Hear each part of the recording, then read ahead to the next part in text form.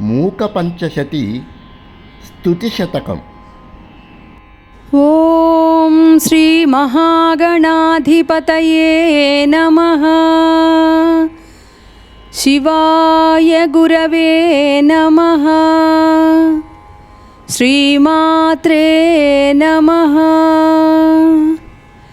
श्रीकामाक्षी परदेवतायाः पादारविन्दयोः भक्तिभरेण समर्पितम्। पाण्डित्यं परमेश्वरी स्तुतिविधौ नैवाश्रयन्ते गिरां। वैरिञ्चान्यपि गुम्फनानि विगलद्गर्वाणि शर्वाणि ते। स्तोतुं त्वां परिफुल्लनीलनलिन श्यामाक्षि कामाक्षि मां। वाचालीकुरुते तथापि नितरां त्वत्पादसेवादरः। तापिञ्चस्तबकत्विषे तनुभृतां दारिद्र्यमुद्राद्विषे। संसाराख्यतमो मुषे पुररिपोर्वामाङ्कसीमाजुषे। कम्पातीरमुपेयुषे कवयतां जिह्वात्कुटिं जग्मुषे। विश्वत्राणपुषे नमोऽस्तु सततं तस्मै परं ज्योतिषे। ये सन्ध्यारुणयन्ति शङ्करजटाकान्तारचन्द्रार्भकं। सिन्धूरन्ति च ये पुरन्दरवधू सीमन्तसीमान्तरे। पुण्यं ये परिपक्वयन्ति भजतां काञ्चीपुरे माममी। पायासुः परमेश्वर प्रणयिनी पादोद्भवाः पांसवः। कामाडम्बरपूरयास्य सिरुचा कम्रस्मितानां त्विषा। कामारेरनुरागसिन्धुमधिकं कल्लोलितं तन्वती।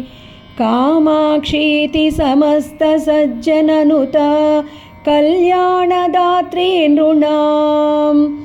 कारुण्याकुलमानसा भगवती कम्पातटे जृम्भते। कामाक्षीणपराक्रमप्रकटनं सम्भावयन्ती दृशा।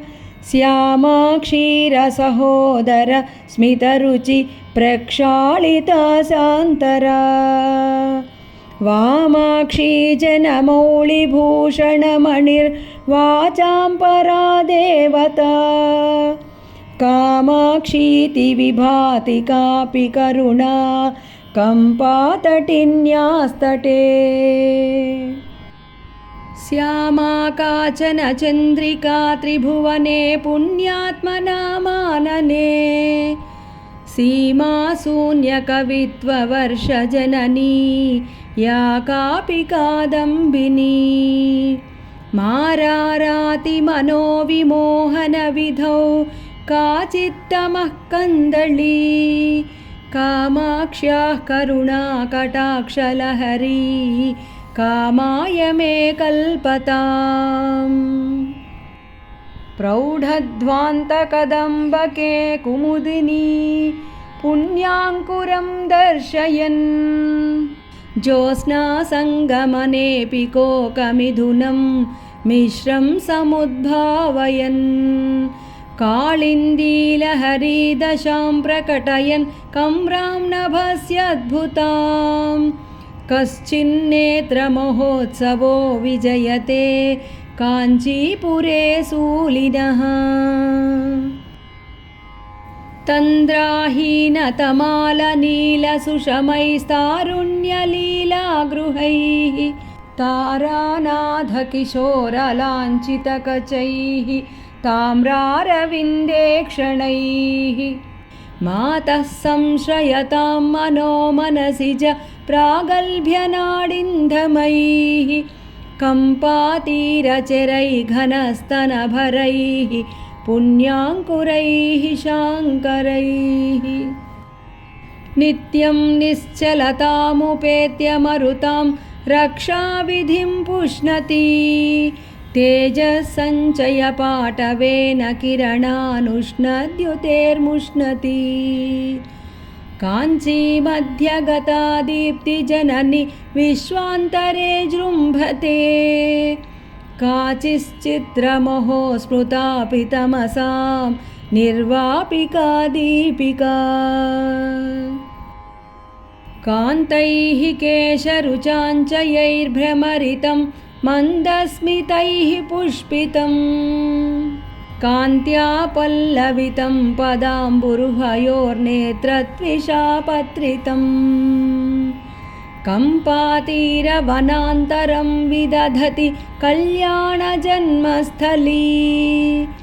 काञ्चीमध्यमहामणिर्विजयते काचित् कृपाकन्दली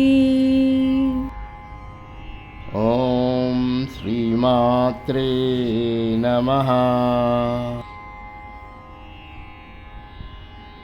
దయచేసి షేర్ చేయండి, సబ్స్క్రైబ్ చేసుకోండి, లైక్ చేయండి.